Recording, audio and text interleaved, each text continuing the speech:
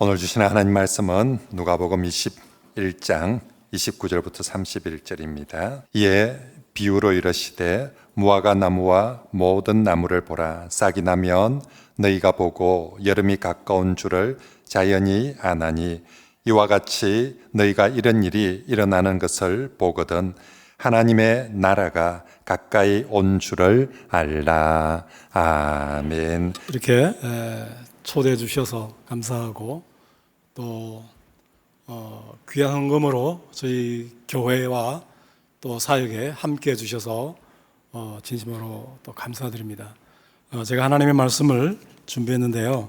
나누기 전에 우리 오늘 교회에서도 동일한 본문으로 동일한 내용으로 제가 말씀을 나누었습니다. 왜냐하면 우리 지체들 가운데 한 35명 정도의 지체들 가운데 대표로서 영어권 예배 리더와 또 러시아권 예배 리더와 또 우리 찬양팀 멤버들이 교회 대표로서 이렇게 감사를 또 표하고자 또 이렇게 함께 왔습니다. 그래서 우리가 기타 반주로 특송을 한 곡 하고 하나님 말씀을 보도록 하겠습니다. Please prepare to sing praise. Подойди сюда, пожалуйста. Все. Jason, Kinan, why don't you join us?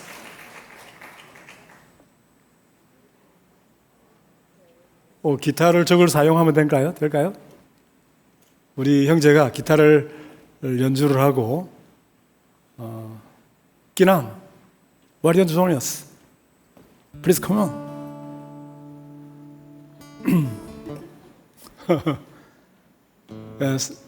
지금 촬영하고 있는 형제 끼난 형제가 우리 영어권 리더이고요. 아마 노래가 조금 수줍은가 봅니다. 그리고 우리 함께한 두 명은 이제 뮤직팀의 그 후보들입니다. 지금 연습하고 있고요. 우리 왼쪽에 있는 형제가 러시아권 지도자입니다. 그 검은 옷 입은 형제가 제이슨인데 드럼을 칩니다.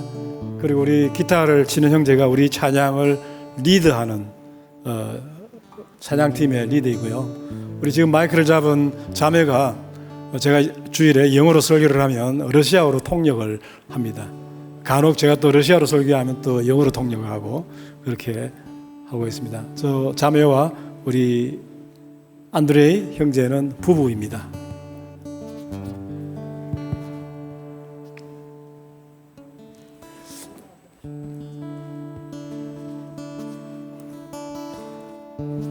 처음엔 한국어로 찬양하고 러시아어로 하고 영어로 하고 이렇게 하겠습니다.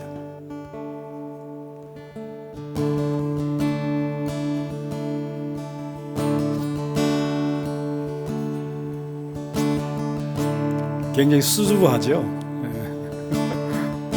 대처의 말씀이 계시니 지극히 높으신 주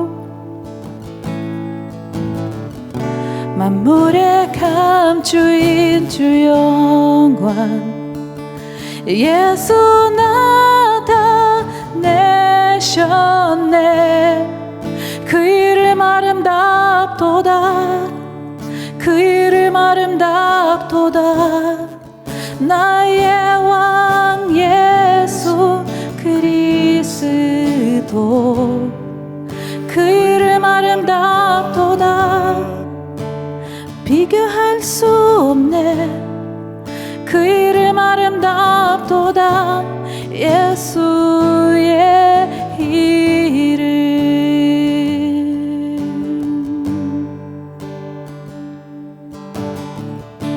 Мечтал ты в вечности быть с нами. Иисус, ты сам спустился к нам.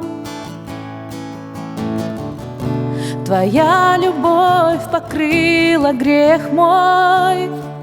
Теперь мы вместе навсегда.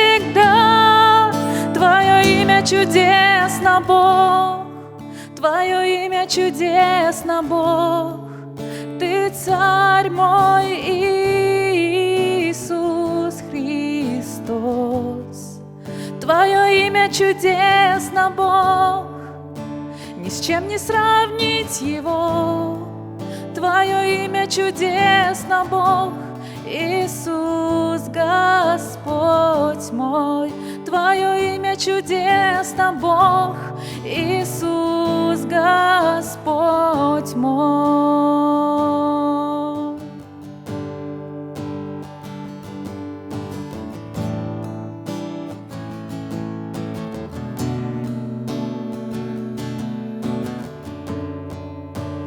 Death could not hold you, the veil tore before you. You silenced the boast of sin and grave. The heavens are roaring the praise of your glory, for you are raised to life again. You have no rival, you have no equal, now and forever, God, you reign. Yours is the kingdom, yours is the glory, yours is the name above all names.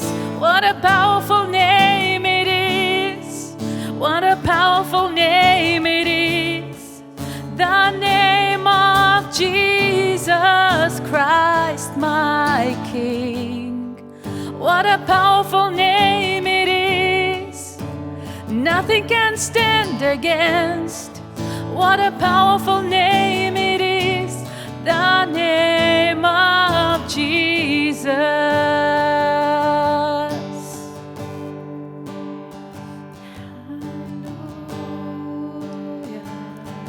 할렐루야. 아멘.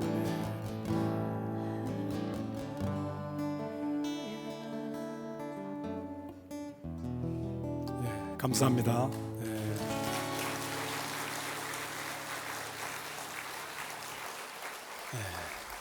하나님은 자신의 일과 계획들을 다양한 방식으로 나타내십니다. 때로는 하나님께서 직접 나타내시기도 하고, 때로는 천사들을 보내시기도 하십니다. 그리고 직접 택하신 당신의 종들을 통해서도 나타내셨습니다. 심지어는 정말 어린 아이를 통해서도 나타내셨습니다. 사무엘이 그런 경우이겠죠. 그리고 역사적인 사건을 통해서도 교훈하시기도 하셨습니다.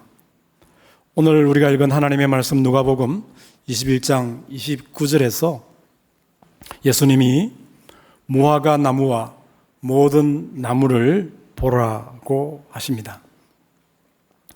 동일한 내용을 다루는 마가복음 13장 28절에서는 이 동일한 본문을 보다 적극적으로 무화과 나무의 비유를 배우라고 하십니다. 이 말은 자연의 이치를 통해서 영적인 교훈을 배우라는 말씀입니다.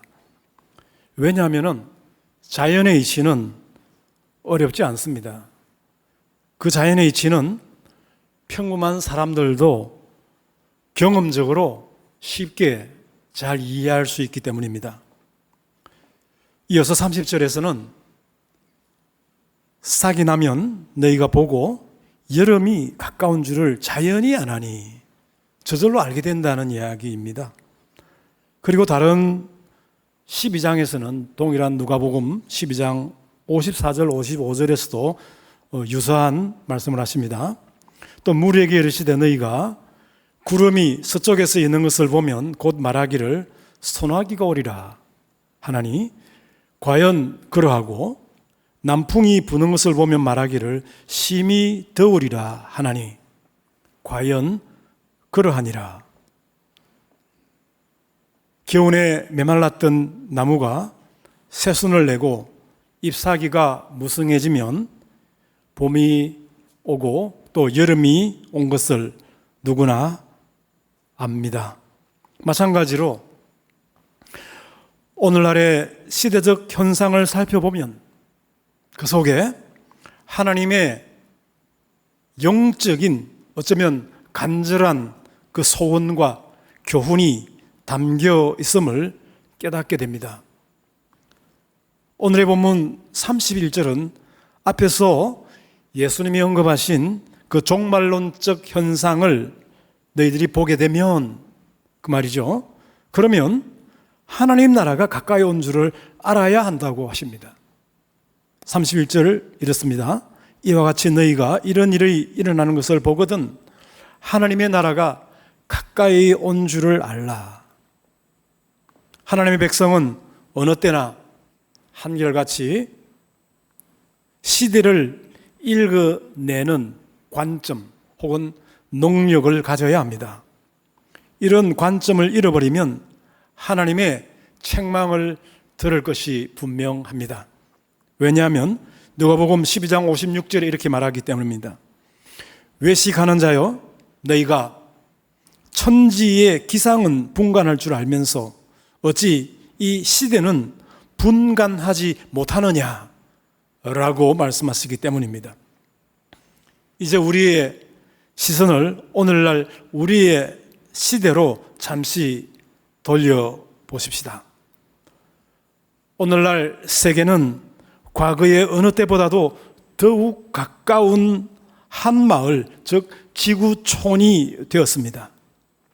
이전에는 전혀 알 수 없었던 사건들이 실시간 뉴스로 우리에게 전해지고 있습니다. 사람들은 매우 빠른 속도로 정보를 공유하고 또 국가 간의 이동도 매우 활발해졌습니다. 한국도 예외가 아닙니다. 한국 사회는 많은 영역에서 너무나 빠른 변화를 현재 경험하고 있습니다. 오늘 저는 그 수많은 변화들 가운데 하나를 이야기하고자 합니다. 그것은 이주 현상입니다. 불과 수십 년 전만 해도 우리 주변에 이주민들, 즉 외국인들은 거의 볼 수 없었습니다. 하지만 오늘날 우리 주변에서 많은 이주민들을 볼 수 있게 되었습니다. 이주민이 우리 집안의 며느리나 사위가 되어서 가족이 된 경우도 흔해졌습니다. 현재 한국 사회에 이미 250만 명 정도의 이주민이, 즉 외국인이 우리의 이웃으로 들어와 살고 있습니다. 그리고 머지않은 미래에 그 숫자가 500만 명에 이를 것으로 예견합니다. 만약 그렇게 된다면 이는 만약에 10명이 모인 그 자리에 반드시 한 명이 외국인이란 이야기입니다. 적지 않은 숫자이죠.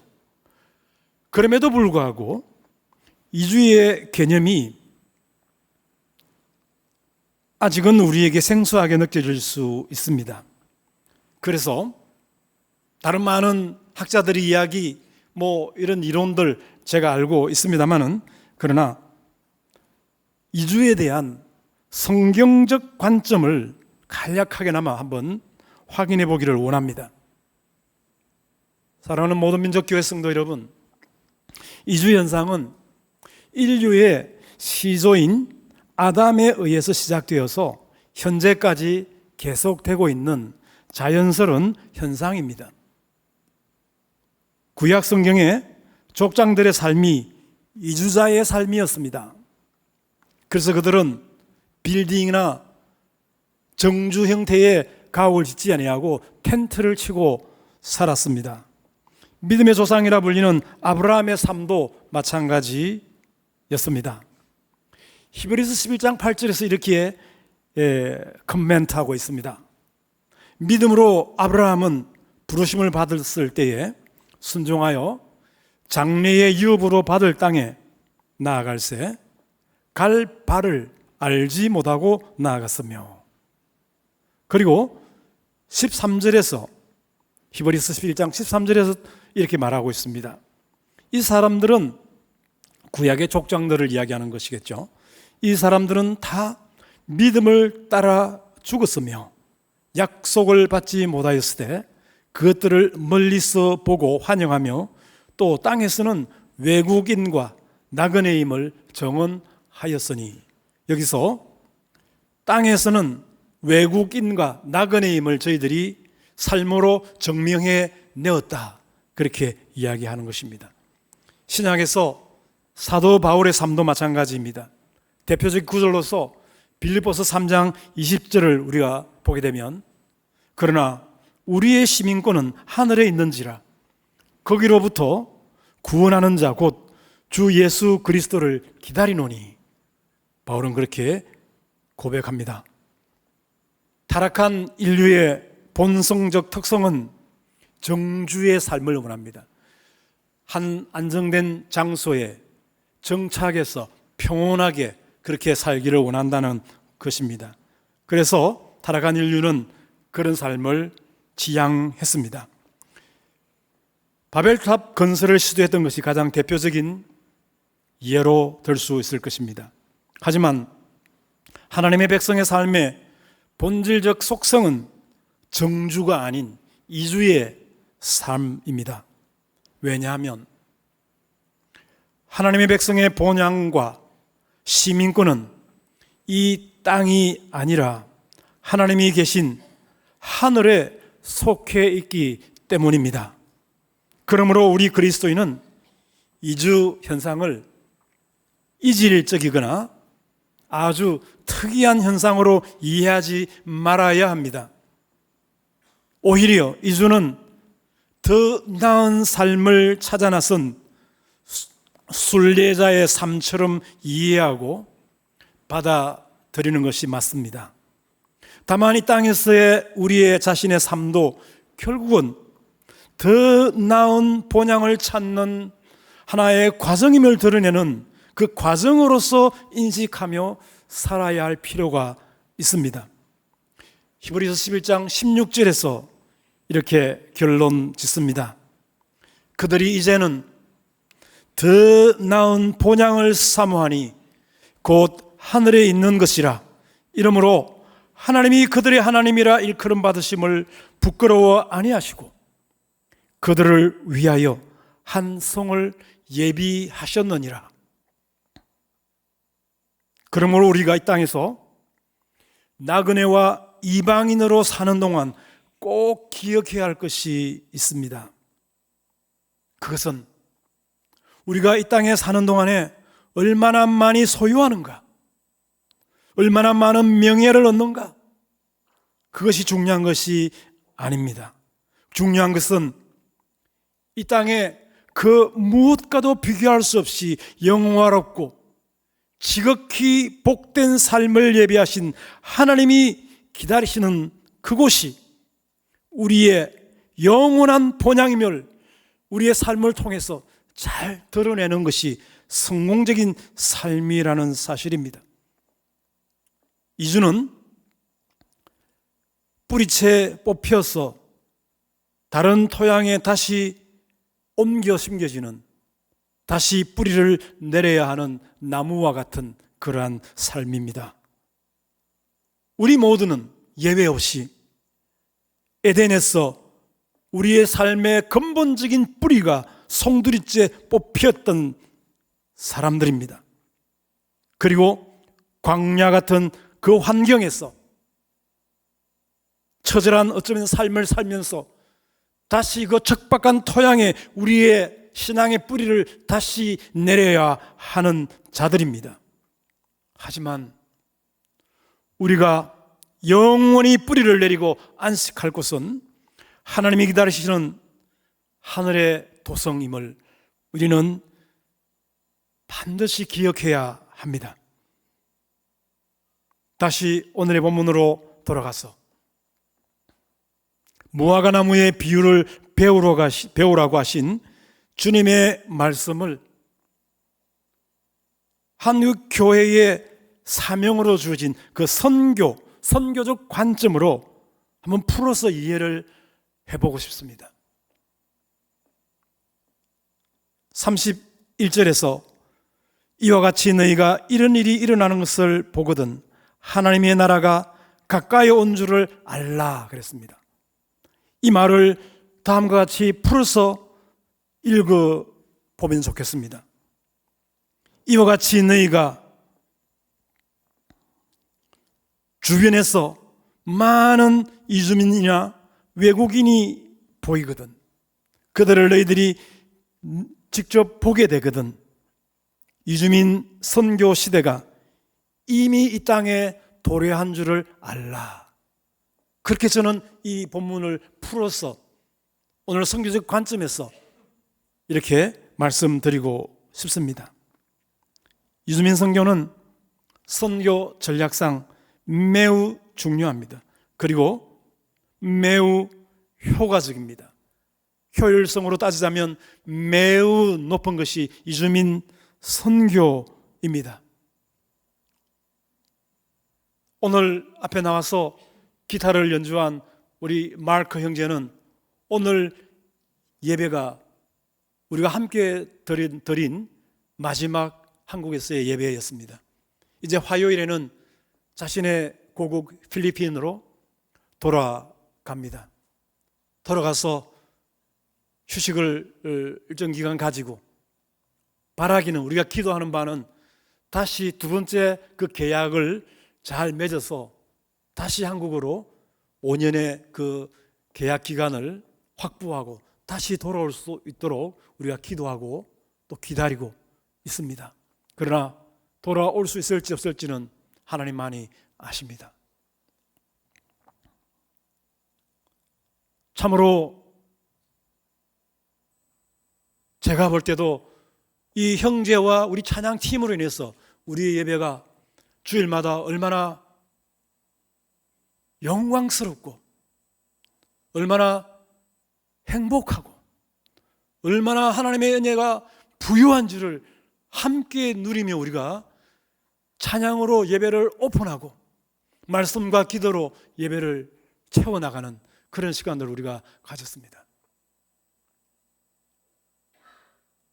한 영산 지역에서 고춧가루를 푸대에 키로에 맞춰서 2kg, 3kg, 5kg 담는 그 일을 하던 형제였는데 주일날 예배하는 것이 너무너무 간절한 소망이고 그것이 너무너무 그리워서 그 직장을 과감하게 좀 심하게 말하면 때려치우고 이제 어렵게 더 어쩌면 인간적으로 보면 더 열악한 환경에 주촌 지역에서 일을 하고 주일에 왜 부르지 않겠습니까? 그러나 한 번도 주일을 여기 있는 우리 지체들은 빼먹지 아니하고 예배를 섬기고 주를 섬기고 함께 공동체를 섬겼던 귀한 정말 귀한 형제들입니다. 이 형제들이 이 땅에서 이런 신앙의 공동체를 만나지 않았다면 그들의 신앙은 어떻게 5년이 지나는 사이에 변했을지 저는 상상하기 어렵습니다. 이전에 우리가 또 몇 주 전에 또 키보드를 치는 우리 제프라는 형제를 또 우리가 한 명 파송했습니다. 얼마나 신실한지 참 제가 바라만 봐도 감동이 되고 은혜를 받는 형제였는데 이제 결혼을 위해서 돌아갔습니다. 우리가 축복하고 또 작년에는 우리가 정말 한 부부를 또 파송해서 보냈는데 정말 우리 교회의 장로와 권사 같은 정말 듬직한 솔직히 말하면 저도 인간인지라 그 부부가 아니었으면 제가 이 사역을 도중에 중단했을 수 있는 정말 그런 어려움이 있을 때도 이 부부가 신실하게 그 교회를 섬겼기 때문에 우리가 힘을 얻고 다시 그들을 훈련하고 그들을 이제는 필리핀에서 조그마한 레스토랑을, 식당을 열어서 이제 경영하고 있습니다. 우리가 역파송을 한 것이죠. 더 이상 더 많은 예를 들 필요가 없을 것 같습니다. 그렇습니다.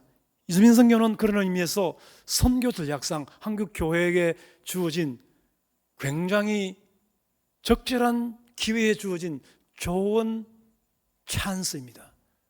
굉장히 중요한 그러한 선교입니다. 이미 우리나라 국적의 선교사들이 나가 있는 그런 국가들에서 우리나라로 들어온 사람의 수가 엄청납니다. 우리 교회는 주로 러시아권 성도들이 모이고 있고요. 거기는 뭐 키르기스탄, 우즈베키스탄, 카자흐스탄, 뭐 러시아 뭐 관계없이 여러 나라에서 러시아어를 사용하는 각 나라에서 우리 교회 멤버들이 참석하고 있고요. 또 필리핀 형제들과 또 최근에는 인도네시아 자매가 또 들어왔고요. 또 네팔 형제가 2명 다녀갔는데 주일날 일을 하는 경우에는 못 오곤 하죠. 그리고 또 베트남 형제도 다녀갔어요. 방글라데시 형제도 있고요. 일본 자매도 있었는데 언어적 어려움으로 포기를 하더라고요. 아무튼 이미 그런 나라에는 우리 선교사들이 나가 있습니다. 그것도 반드시 필요한 일이죠.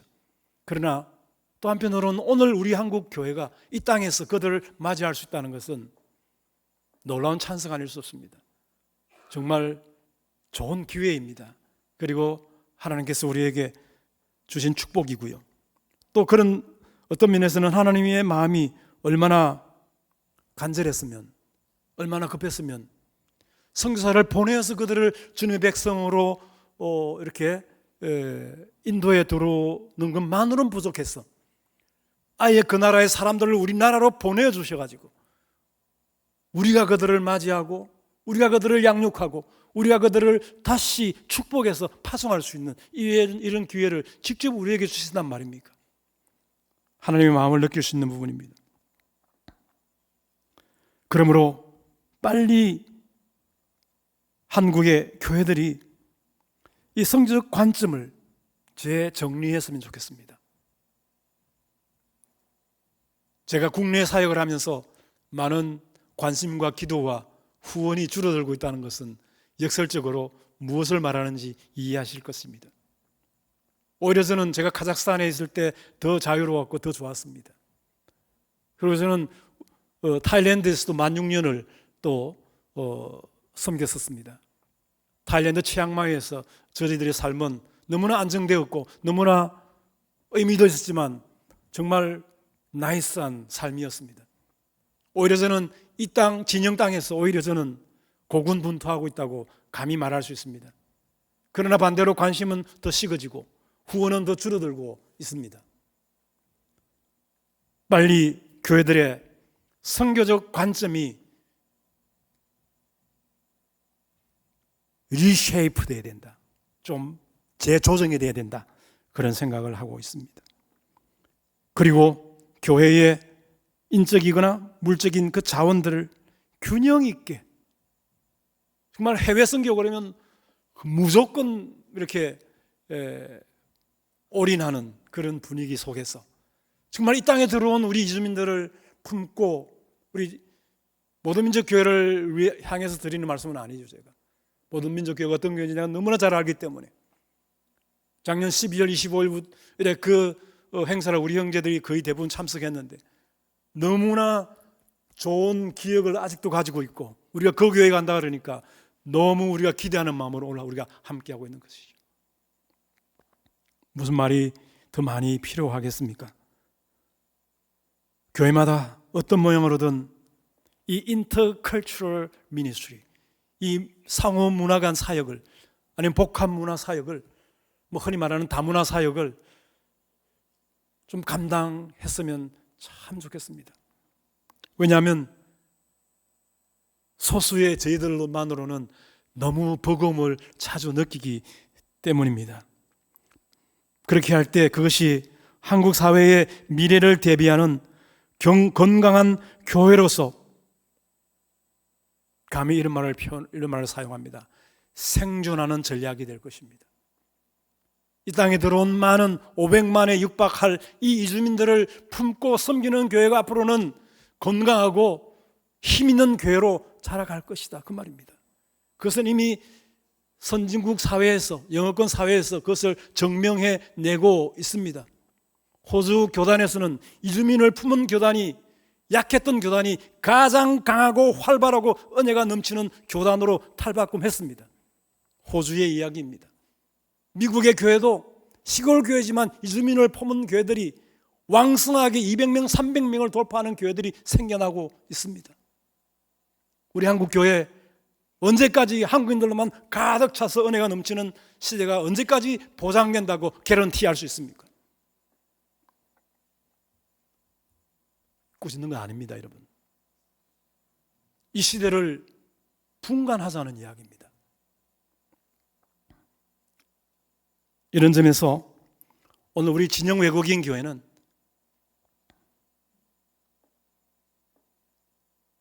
우리의 이상적인 모습을 이렇게 그리고 있습니다. 다민족 혹은 복합 문화, 인터컬처럴한 상호 문화라는 표현을 자주 저는 좋아하는데요. 이 복합 문화, 어쨌든 다민족 이런 뜻이죠. 복합 문화 예배 공동체, 그것이 우리 진영 외국인 교회의 정체성입니다. 왜냐하면 바로 이런 교회가 앞으로 우리가 참여할 미래의 우리의 예배, 천상의 예배에 합당한 교회임이 분명하기 때문입니다. 모든 민족 교회를 제가 이렇게 별따로 시간을 내어서 이렇게 감사하고 또 이렇게 뭐라 그러죠? 이렇게 플로팅 하는 거, 이렇게 말로 이렇게 축제 세우는 거 안 해도 여러분 모두가 한 사람 한 사람이 여러분들의 교회로 인해서 자존감과 그 자부심이 클 것으로 저는 믿고 있습니다. You must be proud of yourself, your church. 이건 우리 형제들을 위해서 한번 이야기해 준 겁니다. 여러분 모든 민족교회에 속한 것 축하드립니다. 정말 진심으로 좋은 교회입니다. 정말 이 시대의 위대한 주님의 일을 행하는 참으로 멋진 교회입니다. 저희들에게 자동 점검을 해줘서 제가 빈말로 하는 소리가 아닙니다, 여러분. 이름부터가 다르지 않습니까? All Nations Church, 모든 민족 교회, 얼마나 아름답습니까? 이것이 천상 예배를 미리 포테이스트하는, 미리 당겨서 맛보고 미리 누리고 그런 분위기 속에서 천상 예배로 이어져가는 교회, 모든 민족 교회. 우리 스스로를 이렇게 가슴 벅차게 여기면서 이런 교회를 허락하신 하나님께 박수를 한번 드릴 수 있을까요? 하나님 감사합니다. 하나님 영광을 받으시옵소서. 하나님 존귀함을 받으시옵소서. 이 교회를 통해서 하나님 영광과 존귀와 찬송과 경배를 세세 무궁토록 받으시옵소서. 아멘. 요한계시록 7장 9절과 10절 읽고 마치겠습니다. 여러분 성경이 있다면 혹시 펼쳐주셔도 좋고 없으시면 잘 들어보시기 바랍니다. 이 일 후에 내가 보니 각 나라와 족속과 백성과 방언에서 아무도 능히 셀 수 없는 무리가 나와 흰 옷을 입고 손에 종려 가지를 들고 보좌 앞과 어린 양 앞에 서서 큰 소리로 외쳐 이르되 구원하심이 보좌에 앉으신 우리 하나님과 우리 어린 양에게 있도다 하니, 이것이 천상 예배의 한 단편적인 모습입니다. 우리는 이 땅에서 할 수만 했다면 이런 완벽하고 이상적인 영광스럽고 퍼펙트한 이 예배를 사모하면서 미리 당겨서 맛보며 누리며 이런 예배를 할 수만 했다면 얼마나 행복하겠습니까? 얼마나 감사하겠습니까? 모든 민족교회가 그런 예배를 매 주일마다 이곳에서 누리고 있다고 생각하니 너무너무 감사하고 축하할 일입니다. 모르겠습니다. 올해 또 12월 달에는 또 어떻게 될지 모르겠습니다만은 작년에 12월 달에 우리 교회에서는 한 36명 정도 참석해서 선물도 받고 식사도 맛있게 하고 했던 기억이 있는데 너무너무 그때 행복했는데 지나간 7개월이 넘게 지났지만 이 자리를 빌어서 다시 한번 여러분 수고에 박수를 보내고 싶고요. 감사드리고요. 정말 keep going on 하십시오. 계속해서 하나님 기뻐하신 일을 열심히 좀 감당해 보십시오. 놀라운 일이, 아름다운 일이, 정말 기대 이상의 좋은 일이 여러분 교회에, 여러분 개인의 삶에 있을 것입니다. 저는 그렇게 믿고 또 그렇게 기도하겠습니다. 주님의 이름으로 여러분들을 진심으로 축복합니다. 네, 우리 선교사님 귀한 말씀 감사하고요. 이 시간 우리가 지난 절기 때 맥주 감사 절기 때 함께 헌금했던 것 우리 차량 구입을 위해서 전달식을 하도록 그렇게 하겠습니다. 이렇게 구약에 보니까 절기 때마다 첫째는 함께 하나님께 모여서 예배를 드립니다. 그리고 그 절기에 그것이 구원의 절기든 추수의 절기든 첫째는 하나님께 감사를 드립니다. 그리고 구약의 모든 절기들마다 특징은 하나님께 먼저는 감사드리지만 그 다음에 그 감사를 가난한 이웃들에게 항상 나눕니다. 정말 그 가난한 이웃 중에서 때로는 레인들과 제사장도 있고 고아도 있고 가부도 있고 또 외국인들도 그 시절도 있었습니다. 그래서 함께 다 불러서 이 기쁨을 주신 하나님께 감사하면서 그 절기들의 헌금들을 함께 나누는데 우리 교회도 해마다 절기 때마다 우리가 나누어야 될, 교회가 나누어야 될 가장 중요한 이웃 중에 하나가 우리 교회 주변의 작은 교회들이거든요. 그래서 우리가 절기 때마다 작은 교회들의 필요를 채우기 위해서 헌금을 함께 나누는데 이번에는 우리 진영 외국인교회 전에 목사님 얘기 들으니까 교인들은 자꾸 늘어나는데 교회에 차가 없어서 어떻게 운행을 하고 소송할 수가 없어서 많이 힘들어한다는 얘기를 듣고 그렇게 해서 저희 교회에서 주변의 어려운 교회들을 돕는 기준은 간단합니다. 하나님께서 우리 귀에 들려주시고 보여주시며 우리가 해야 된다라고 생각을 하는데 순서대로 이렇게 접수되어진 순서대로 한 교회씩 그렇게 도와 나가고 있습니다. 그래서 이번에 우리 진영 외국인 교회를 우리가 도울 수 있게 되어서 감사를 드리고요. 2천만 원을 이번에 헌금을 하는데 돈은 이미 송금을 해주었고 지금은 종이만 정서만 전하도록 그렇게 하겠습니다. 네.